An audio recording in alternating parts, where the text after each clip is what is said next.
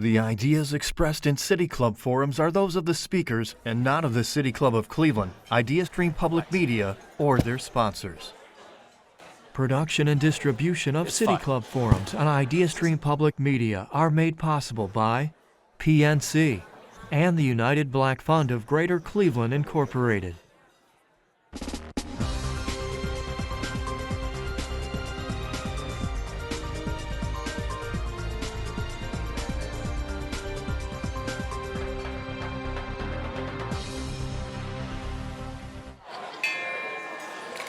Good afternoon and welcome to the City Club of Cleveland, where we are devoted to conversations of consequence that help democracy thrive.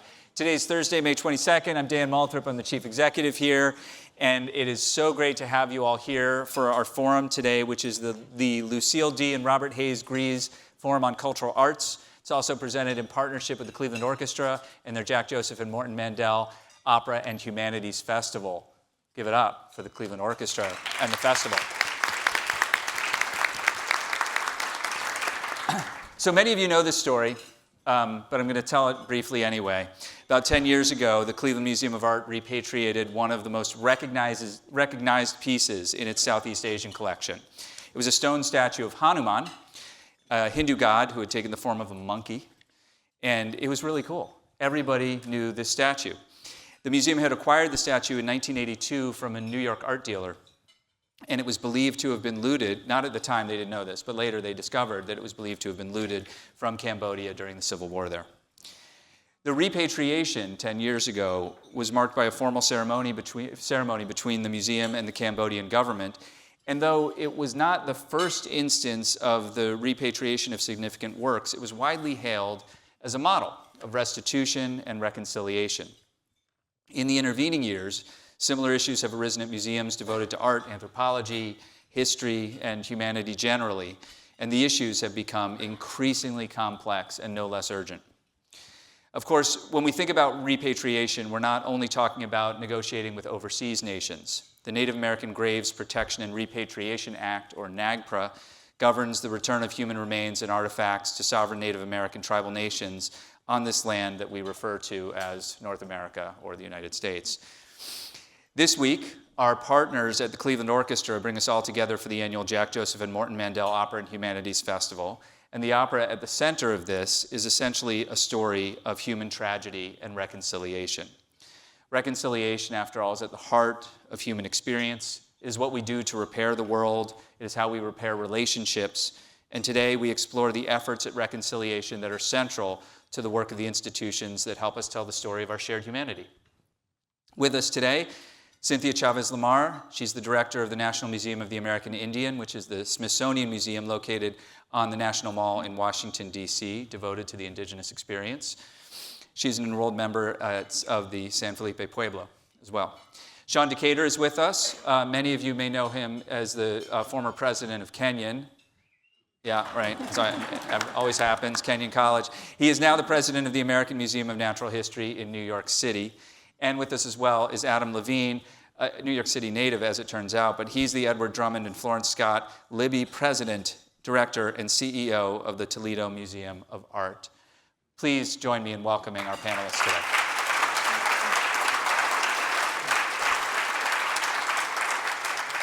So if you have questions, by the way, of course, we're going to do the questions from all of you in the second half of the program, but you can also line them up right now if you text them to 330-541-5794, and we'll work it into the Q&A portion of the program. For the benefit of our listeners on Friday, we're actually recording this on Thursday, so please don't text.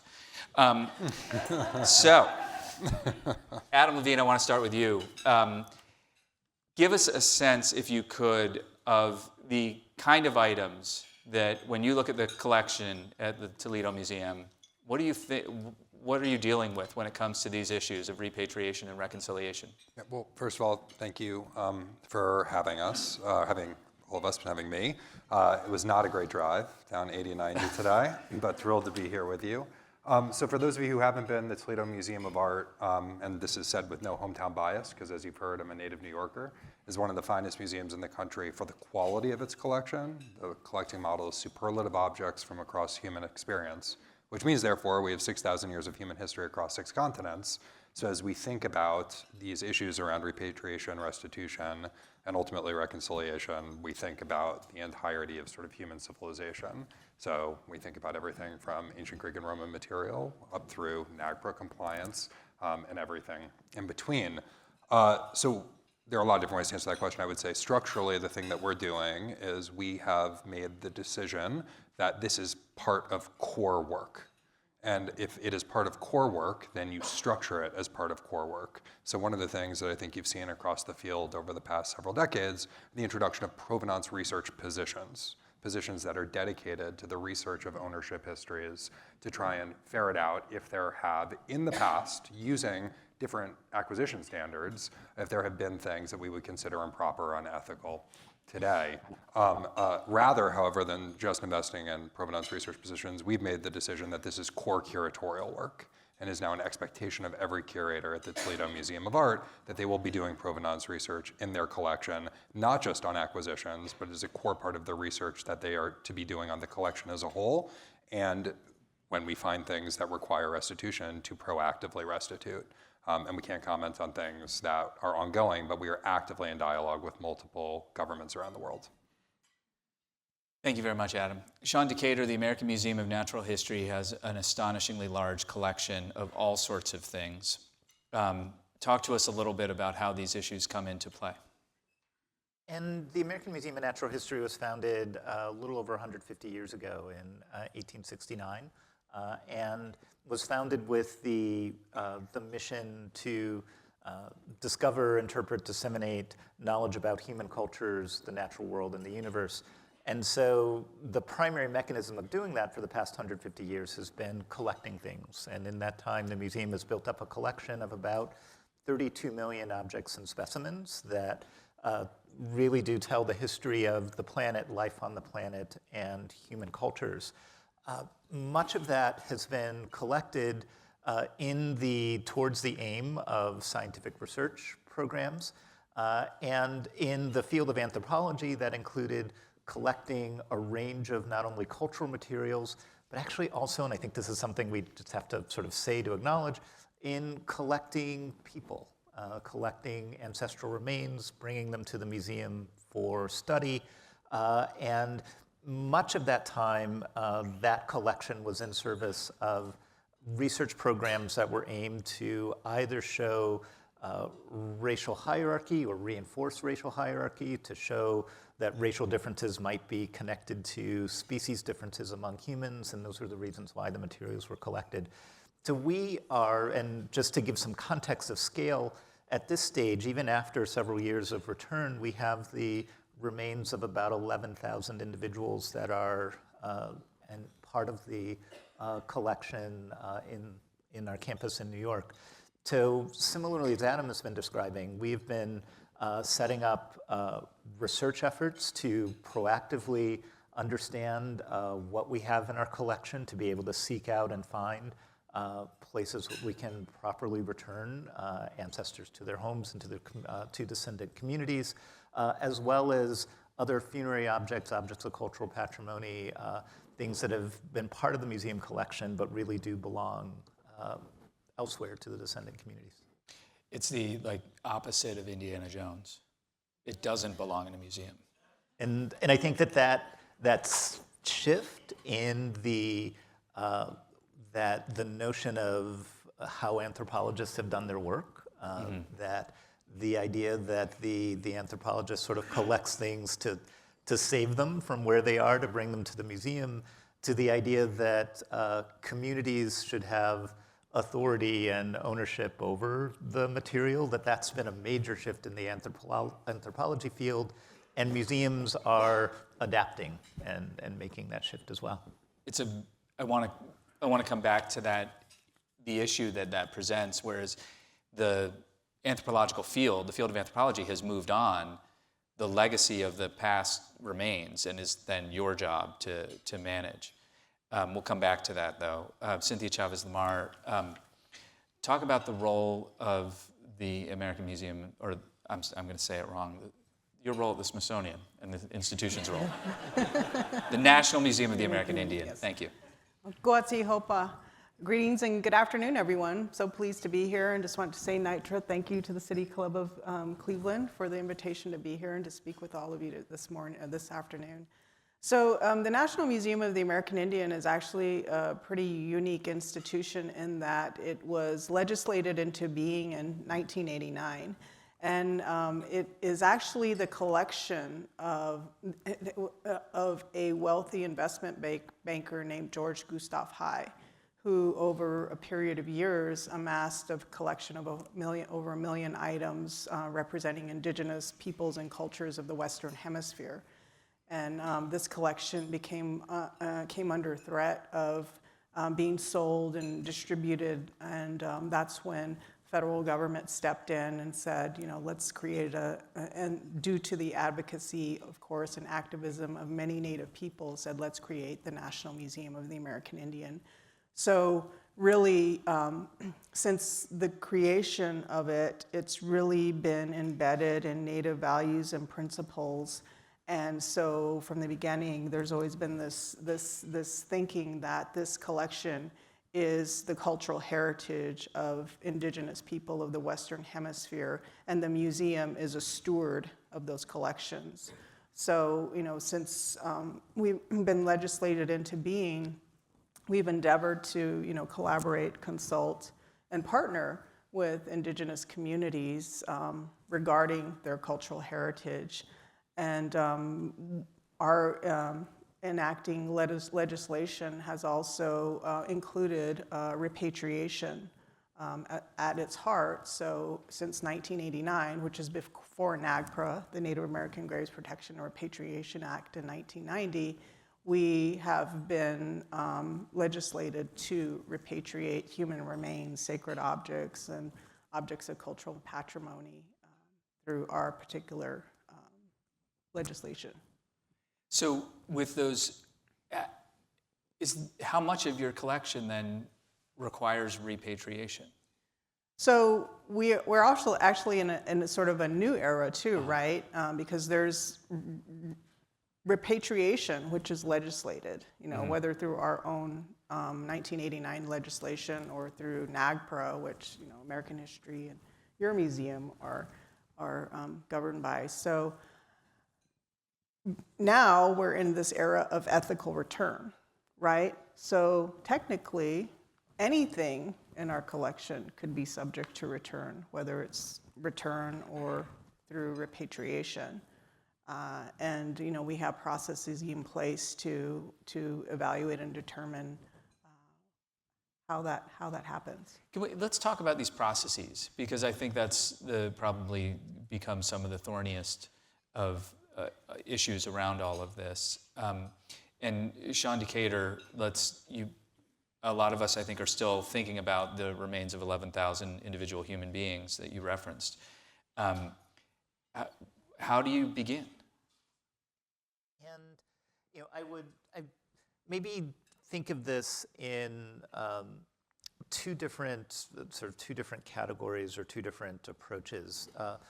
One, and these are sort of I will call them the easier, though underscore nothing is easy about this work, but in some ways the more straightforward part of this work are cases where we know and a community may know of the presence of ancestral remains within our collection. We can start a dialogue, open up a dialogue about return, sort of carry out a process of repatriation. There are steps along the way of the process. I'd say from a shared concern of both the communities, descendant communities, and the museum is making sure that we have the right match, we have the right information, and that we're returning something in a way that is sort of respectful and within the wishes of the descendant community to whom we're returning. But that's sort of the easier category, right? Where we know where something belongs, or a community knows that we have something, we can open up a dialogue there. A more difficult category are things where we actually have to do research to figure out what the actual origin has been, and then sort of figure out what the right pathway is to match. And some of this may be due to poor record keeping at the time, where it's not clear exactly where something was taken and brought to the museum.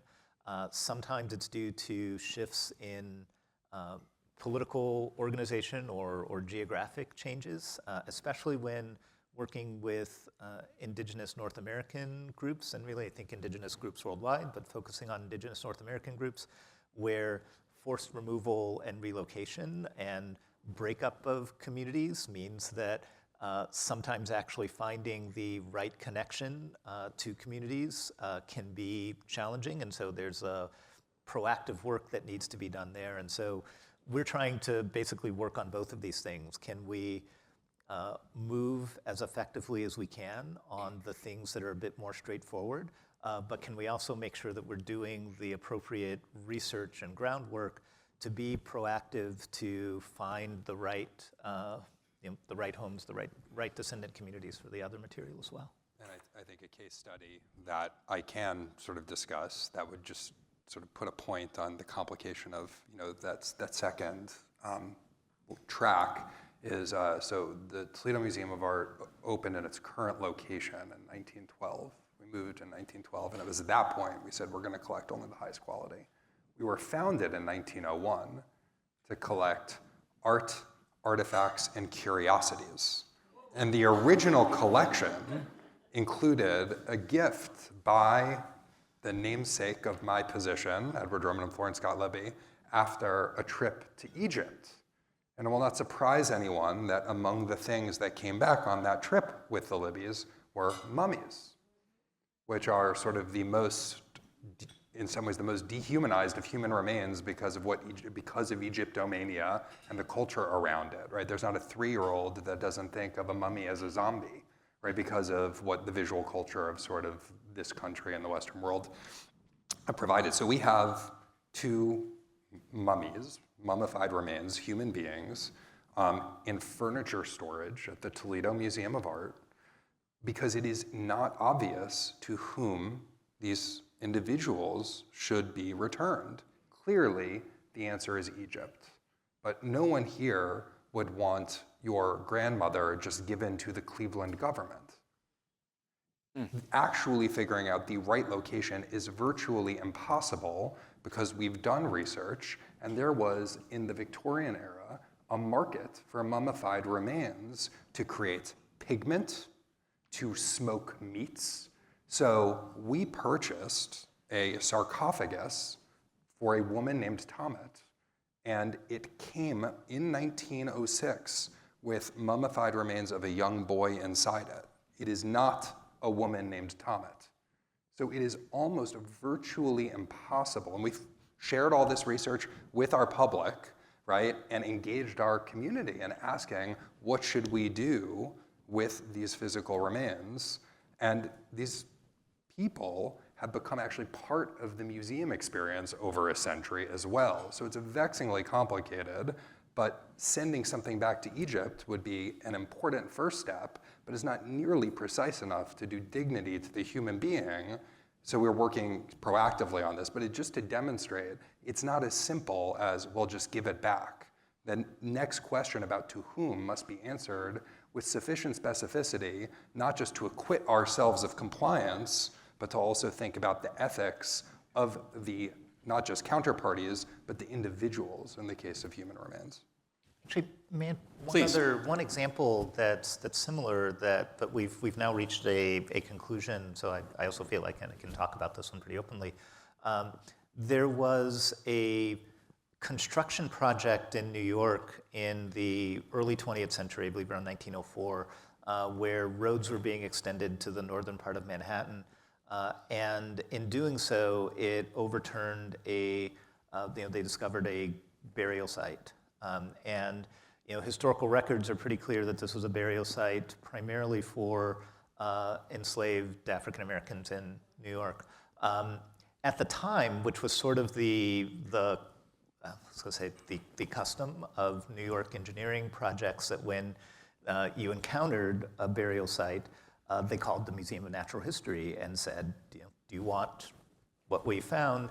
the museum responded yes and brought the material to the museum. So since that time, the museum has had this collection of ancestral remains that are of formerly enslaved African Americans in New York that have been in the storage of the museum. We've made an unusual arrangement after working very closely with a collection of community organizations in this neighborhood in New York. It's called Inwood, to return the remains to a coalition of community groups. And these were community groups that were dedicated to telling the story and preserving the history of slavery in New York and making this something that was sort of part of a broader storytelling and healing process of the community, and building a memorial and an appropriate gravesite that could replace the one that was disrupted 100 plus years ago. And I'd say the piece of this that is, I think, an interesting model for us to think about moving forward is it's unique in the sense that we're not returning to a government agency, and we're not returning to folks who are identified as descendants of the individuals that we have, but we are returning to a community that is committed to doing the work of telling the story and sort of restoring what can be restored of the dignified burial that had happened before. And we're also then trying to be creative to find what are these other mechanisms of ways to do this type of restorative work, to find new ways to connect and interact. But it's challenging, and it means breaking out of models that we've done before. Yeah, and I'd just like to add, this connection and this interaction is really about relationship building and having a dialogue. Because even though you may have a process in place, this isn't a transaction, right? We're dealing with we're dealing with people, we're dealing with sensitive items and collections, and sometimes you do have to be creative, and you have to be very thoughtful and sensitive in figuring out what is the best way forward. And at the National Museum of the American Indian, even though I said, basically everything and anything could be claimed, right? There could be a claim made. There's still, varying opinions and perspectives among Native people about the value of museums. My husband, he's Blackfeet in Wichita, and the last couple of years he found out that his great cradle board that his great-grandmother created is in our collection, in the collection of the National Museum of the American Indian.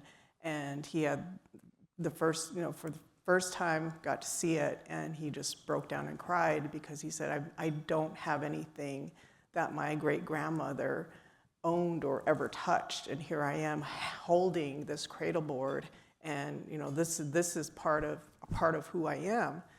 But he was also very thankful that it was in the museum's collection and that the anthropologists had taken the time to actually document who he bought it from. So that's how my husband found out, it was from his great-grandmother, because her name was in the collection record. That's an astonishing story. What I'm really struck by right now is the degree and the depth of the vulnerability that this work requires of the three of you on behalf of the institutions that you represent. You're sort of required to make yourself and the entire institution somewhat vulnerable to deaccessioning valuable pieces in the name of relationships and shared humanity. It's precisely because of what Cynthia said and what you just reinforced, is because it's relationship-based. And I think, so you started the question about process, and I would posit it's actually more about principles than process, because every case is going to take on the texture of the folks with which the institution is engaging, and we also have to not just be an institution, we have to be people too, right? It requires relating and understanding and coming to probably a series of many, many unique solutions. There may be categories that are more similar to others, but certainly in our case, there is no cookie cutter. for this, right? This is about dignity. This is about recognition of knowledge and recognition of care that is different to our standards. So there's real humility that we have to generate, that we are generating as a field in this work. I would imagine that there are cases too, and we've seen this locally with, and you've referenced something. I can't talk about things that we're currently working on, and there are cases where the provenance is disputed, where somebody comes with a claim, and for whatever reason, it is not seen as credible by the institution that currently has the piece in its whatever the object is in its collection. How do you deal with that?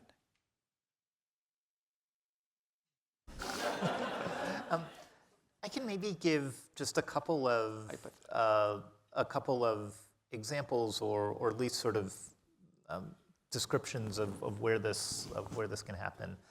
One is in tensions between the notions of individually held property and communal property, right? So that to some communities where sacred items are held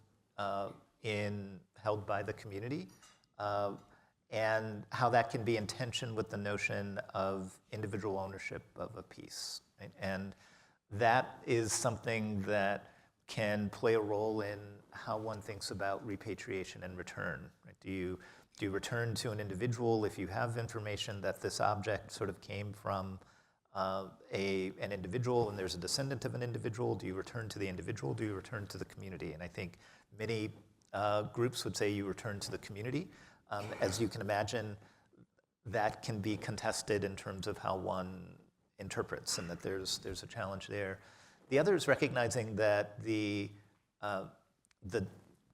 disruption of the relationship between the U.S. government and especially Native communities in North America has meant that the combination of forced removal, of separation, of there can be competition between communities on what something may belong in two very different communities that have very legitimate claims to the same objects, and how one can negotiate or find consensus or bridge that, I think, is also, it's a process that needs to happen. And to underscore, I think, Dan, both your question and Adam's comment, trust is the key piece here, kind of building a relationship. I think, as Cynthia mentioned, the relationship is really the piece that matters here, and building a sense of trust. And I think part of that is acknowledging that for many communities, there's really good reason not to trust the institution, especially large institutions, that in fact those institutions had been part of the system which led to the disruption, dislocation, removal of objects. And so it takes that sense of vulnerability and a sense of actually how do you listen first, try to build a trustful relationship that has to be part of the process, because otherwise I don't think anyone can make much progress. Yeah, I think just to shift gears a little bit, the conversation to this point has mostly focused on, even if we haven't used specific instances, except from rare exceptions, we have spoken about issues where we are assuming that there is an ethical right and ethical wrong, right? But if we move out of the category of ethics, right? So if there's something that there's no question about the ethics, right? Can still sometimes be questions outside of the North American context of international law. So a good example here would be a claim that an object should be returned to heirs because it was looted during the Nazi period. That is something that could be contested on its facts, and would have more to do with the motive of the claimant, interested in having something back. And you can look at the facts of that case, and you could end up at opinions where, if you do not believe that the artwork was looted during that period, then there is no ethical argument for its return because the fact basis is wrong, right? So I think that there are cases where you can disagree on the ethics, and then I also think there are cases, particularly with archaeological material, where the question of whether or not something could or should have been traded is actually subject to some arbitrariness about where you draw that line. And certainly, our American art museums have drawn that line in 1970, but only for the past 15 years. So that's, I don't know that you want to uncork that one here. Wait, go ahead. Can you do that like briefly? Like why 1970? That was the date of a UNESCO convention where a lot of there was a high degree of consensus built. How that was implemented into law by signatories, the way that it's actually supposed to be implemented in relation to individual nations' patrimony laws, that's like the soup we don't talk about a lot, so it was just easier to say 1970. But there are actually, there are contestations about ethical claims, and then there are also cases where the ethics are actually fairly clear, but it's sort of procedural legal stuff that can be contested. So there are these different buckets that I think it's also important to mention, but in like 25 minutes, I doubt we're going to be able to get to and them another bucket that we haven't talked about that we'll just discuss briefly before we get to questions from the audience is the other side of this where you are, as an institution, are working with community to shape existing exhibits, or to recast existing exhibits. Cynthia Chavez-Lamar, I wonder if you could talk a little bit about the role of community in the work of creating the exhibits that you curate and present. So I'm going to go back a bit because I was, my first professional job was as a curator at the National Museum of the American Indian in the early 2000s when we were building the National Museum of the American Indian on the Mall, which was going to open in 2004. So I was one of the curators that worked on one of the inaugural exhibitions called Our Lives, Contemporary Lives and Identities, and traveled across the Western Hemisphere working with 8 different indigenous communities to create the content for this exhibition. And again, that had a lot to do with relationship building, right? You establish relationships in those communities, you build trust with those communities, and it's very much a dialogue and serving somewhat as a facilitator between communities and then the museum at large, because there's a lot of people involved in exhibition development. And so I share that because once the exhibition was up, all well and good, I was very happy, community was very happy, communities were very happy. Then the public came in and the critics came in and they trashed the museum, a lot of them did, and the exhibitions, and basically questioned the scholarly merit of the exhibitions because we had collaborated with indigenous people. This was in 2004, mind you, right? I always say to myself, if we had opened the museum like 2 years ago, 3 years ago, right now, the response would be very different because there's this expectation that you should consult, you should collaborate, because there's certainly experts within communities that know a lot about, one, who we are as a people, but our culture, our histories, our languages, et cetera. So I think that, that said, there's varying degrees of how you work with community on an exhibition.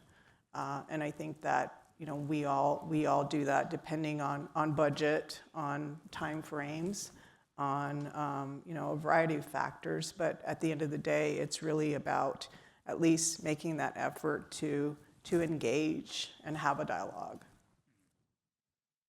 Well, and I should say, as someone both coming to a museum and then a museum that's sort of been doing its efforts to bring community voices to the center of its exhibit programs, deeply appreciative of the work that had been done before at the National Museum of the American Indian, because that has really set a direction which now is the, at least in my sense, is sort of the standard of practice, right? That bringing in collaborative voices to help shape the narrative that is produced is important. And an example at AM&H that is one of the Native American halls that was exhibits that was redone about 3 years ago, so before my arrival, but really beautiful work that was done, in part because it was this tight collaboration between the museum's curator, exhibit designers, and the consulting curators, members of the communities being represented who had a voice in helping to shape the narrative.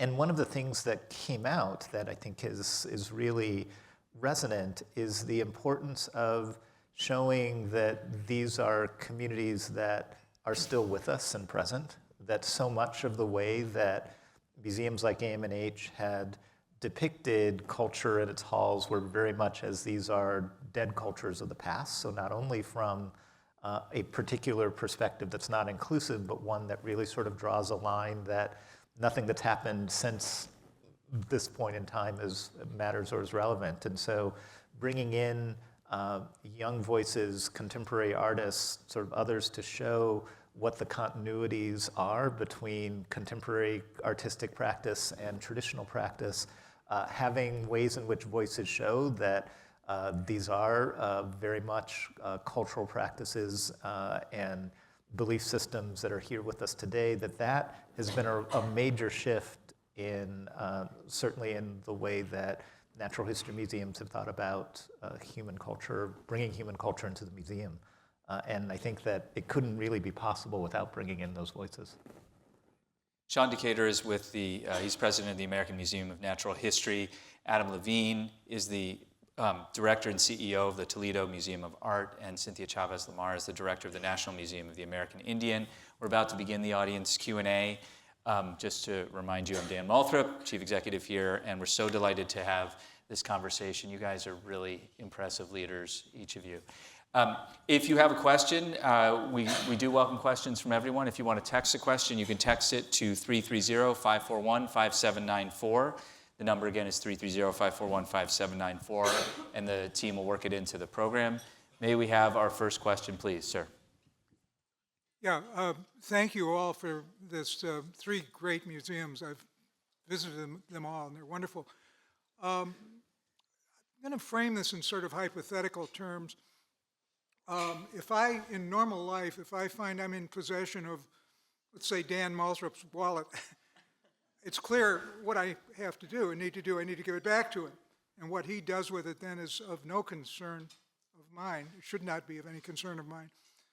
And I might be accused of, rightly of paternalism or condescension or something if I even think about that or hesitate over that.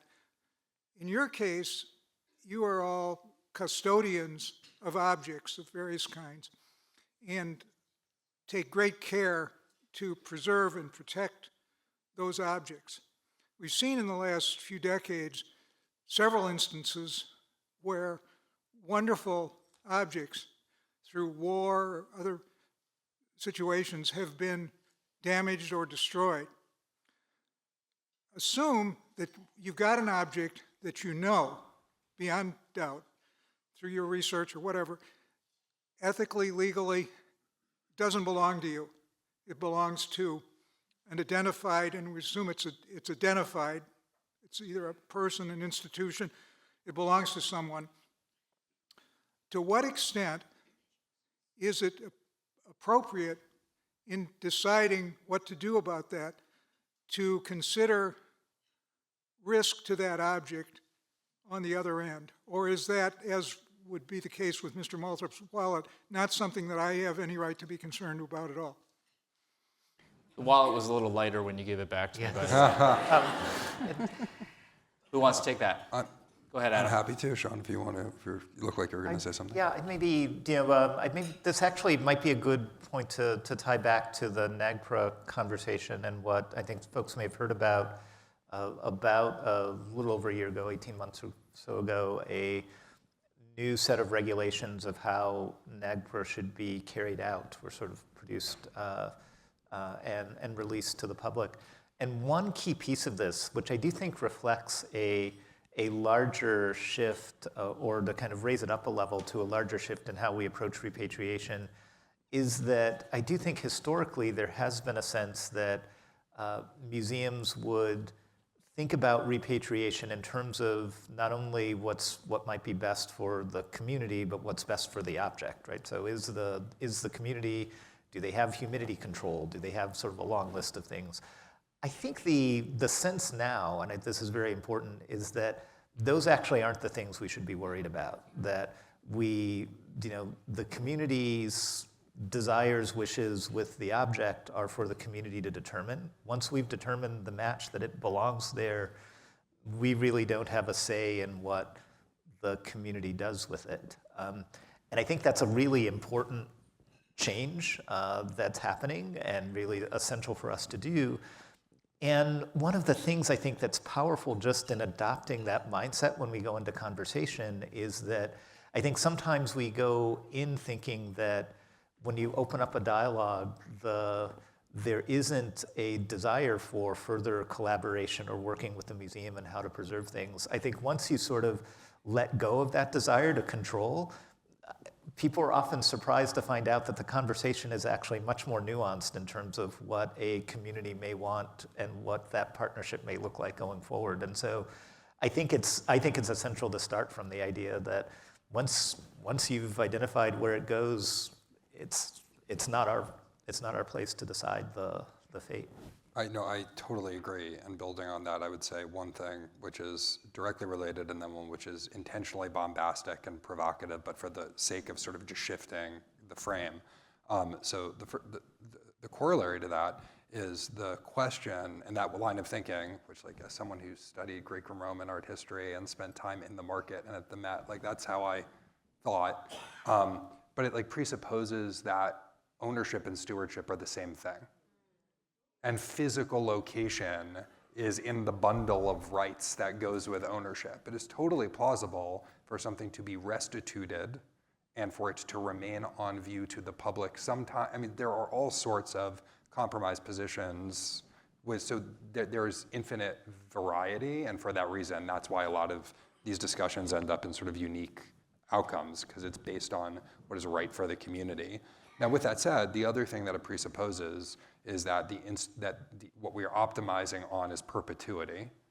And as a Roman art historian, I can tell you definitively the Romans never thought the Colosseum would look the way it looks today, which is not to be nihilistic about it, but it is to say if we care about the institutions that we run being around for the longest amount of time, then we should be optimizing on trust, not the preservation of any particular object. And when you see it that way, then it's not oppositional. It's actually everyone has aligned incentives over the medium to long term to do the ethical thing. Cynthia Chavez-Lamar, you were going to say something? Just again, changing the perspective and think of not of it as a loss, but an opportunity, because it is part of that relationship building. And so I've seen so many opportunities develop out of, a claim, right? It starts out as a claim, but then it turns into something else. It turns into a partnership for an educational program. It turns into adding more information to your collection's documentation, on other items in the collection that are not sensitive. So I think it opens a door. Go ahead. Hi, I was wondering about how your guys' museums interact and do returns or repatriations with state-recognized tribes or, tribes that aren't federally recognized in indigenous North America. Thank you. I can jump in on that. So we steward a collection representing indigenous peoples and cultures of the Western Hemisphere. So our legislation covers repatriation for the entire collection. So it doesn't matter if you're state recognized, federally recognized, if you're from South America, if you're from Canada, we treat everything the same. Because we have our own repatriation policy embedded in our legislation, we're technically not subject to NAGPRA. We adhere to it in our own way, but we don't have to abide by NAGPRA. So, we repatriated to communities south of the U.S. border. We've repatriated to Canadian First Nation communities as well. And I would say similarly, NAGPRA is the it's the law primarily applying to federally recognized tribes. But when we look at our collection, we have international collections. We have collections from non-native groups as well.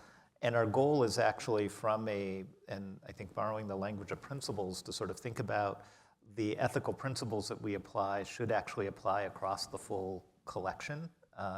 And we shouldn't be treating things differently from a principle standpoint, depending on whether it's federally recognized or not, or whether it is I think as we hear sometimes from our partners and First Nations in Canada, that the border is an arbitrarily drawn piece, right? So it shouldn't actually make a difference whether it is on one side of that arbitrary border or another.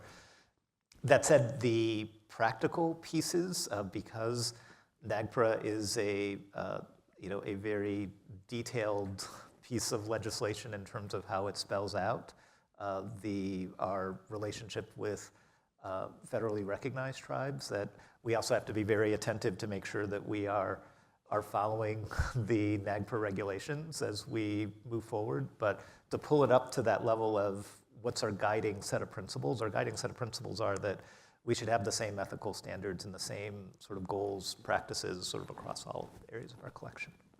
Thank you.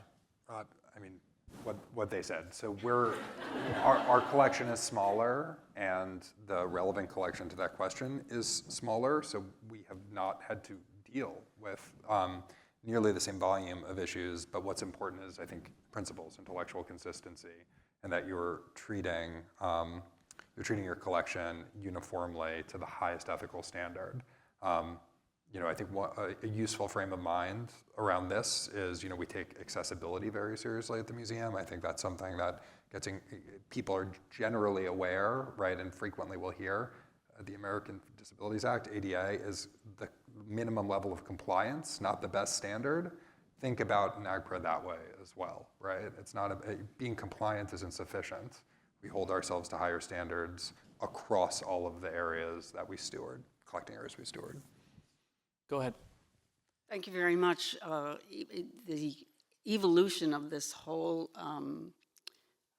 of your work, it's almost in all your answers, it's like it's changing as you're speaking. And to go back to this point about stewardship and ownership, and as an approach to this, as objects are leaving the institution, the relationship, can you speak to something about the relationship of how, of the housing of these objects? I know that, it's either like, no, it's out of our hands now, or the community building.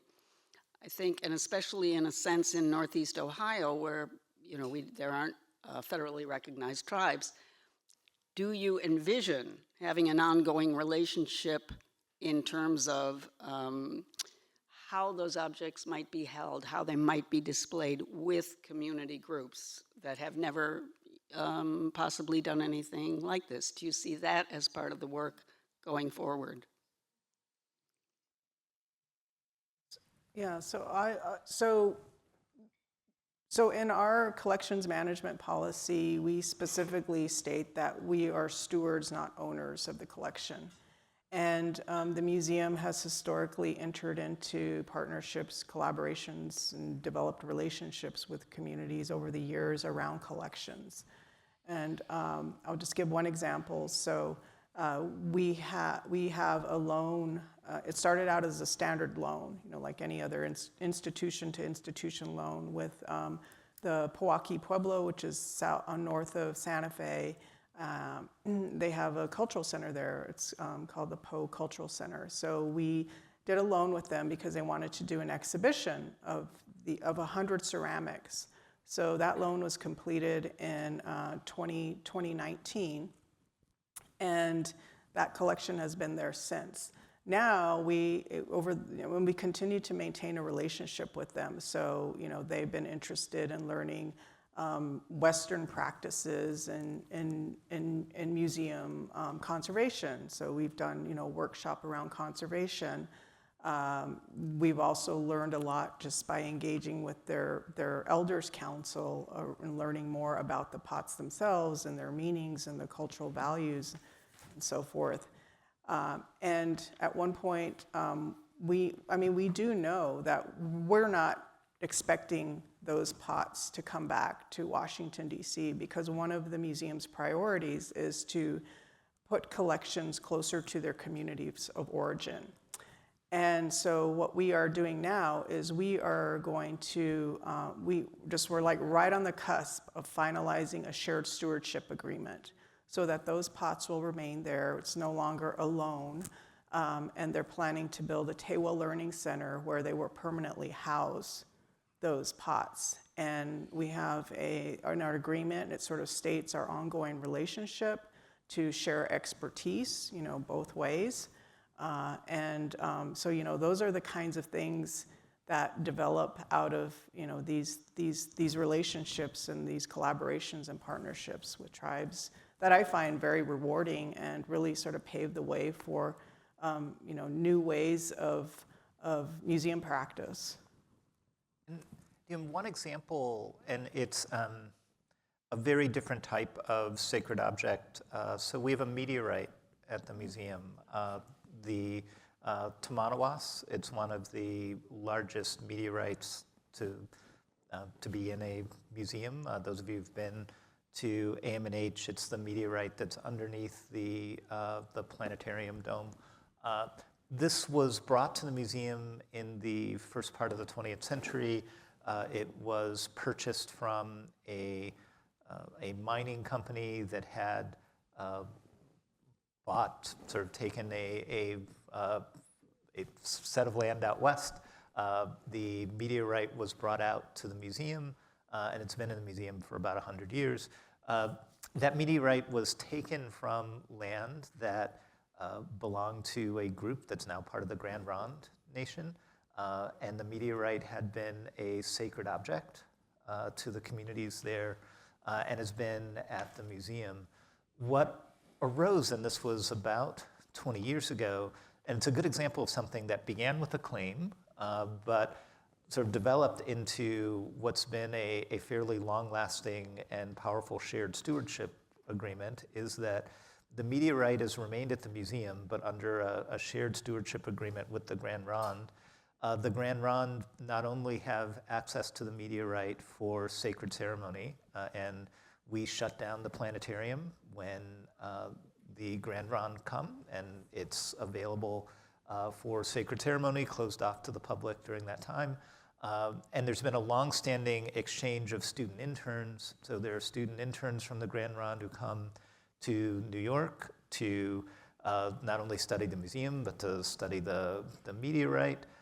One of the projects that those students have been working on for the past couple of summers is reinterpreting the text of the meteorite. So how to actually have text that reflects the cultural context more accurately from their perspective. And so really directly hands-on, co-creating the way in which the meteorite is displayed in the museum. And for many years, we're hoping to bring this back, but until COVID, we had New York students who would go to the Grand Ronde as well as an exchange, so it was a two-way exchange.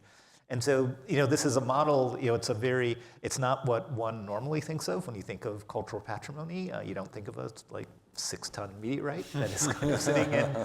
But it's an example, though, of what starts in one thing may actually end up in a long-term relationship that really does benefit both communities. And I think that's actually the kind of powerful goal that we're often looking for. Such a great story. Let's take our last question, and we got to be a little bit quick on the answers. You've talked a lot about the international agreements that were established around 1970 or so, and the federal legislation that occurred in 89 and 90.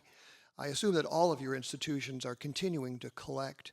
I'm wondering if your policies, practices, and ethics throughout the institution makes the issues of provenance and repatriation a thing that's attached to previously collected or acquired objects, and is no longer a part of things that are coming into your collection today? Or are there still issues with items that are being added to your collection now? I hope not. Yeah, we've changed our acquisition policy. As our collection management policy is online, right? You can, I'm sure, I'm presuming there's R2. You can go see it. Yes, provenance is, and having provenance that hits certain criteria is a prerequisite for consideration. And then obviously that there's a minimum standard, and then there's also, depending on the particular circumstance, right? We're not going to create a policy that lists different years for every country, but we look to the actual implementation of legislation as a guide as well, not just the best practice. And to shift to a very different part of our collection, because in addition to collecting cultural objects, I think actually the thing our museum is most known for is collecting fossils and other types of specimens. And that's actually a good example where ethical practices and international law regarding the collection of fossils has changed a great deal over the course of the past century. And so most countries now will have agreements that fossils found on their territory are considered cultural, important cultural items of that country. And so we have to have agreements. In many cases, the objects, the fossils will actually still belong to the country in which they're found. We can borrow them at the museum for either research or display, and there's a negotiation worked out there. But yes, that landscape now of what we bring to the museum is very different in terms of collection practices. Yeah, and I think in terms of thinking about your existing collection, right, placing a lot of value on that, because for example, at our museum, we display about maybe 8% of our collection of over 1 million items. So at what, you begin to ask the questions about what more do we need, right? We do focus on contemporary native art and collecting that. We do have a lot of individuals that contact us wanting to donate historic items, that have been handed down or they've collected over their lifetime. And what we like to do is refer them to a local tribal museum or cultural center, or even a museum in their home state, because again, we want to ensure that those collections are closer to their communities of origin rather than all the way in Washington, D.C. Cynthia Chavez-Lamar, Sean Decatur, Adam Levine, thank you so much.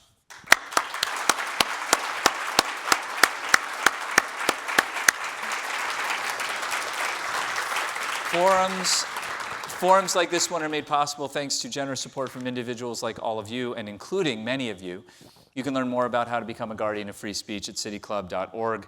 As I said earlier, our forum today is presented in partnership with the Cleveland Orchestra's Jack Joseph and Morton Mandel Opera and Humanities Festival, running through Sunday, May 25th.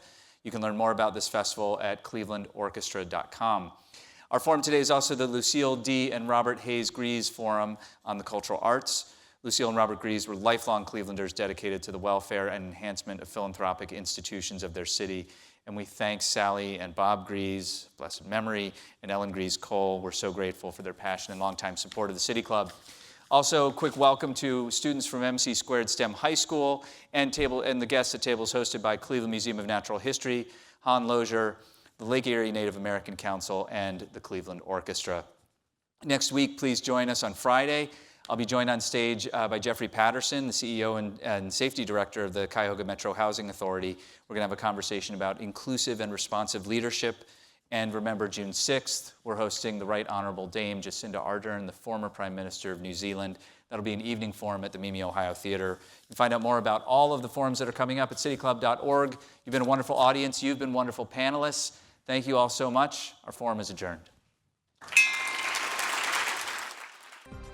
For information on upcoming speakers or for podcasts of the City Club, go to cityclub.org.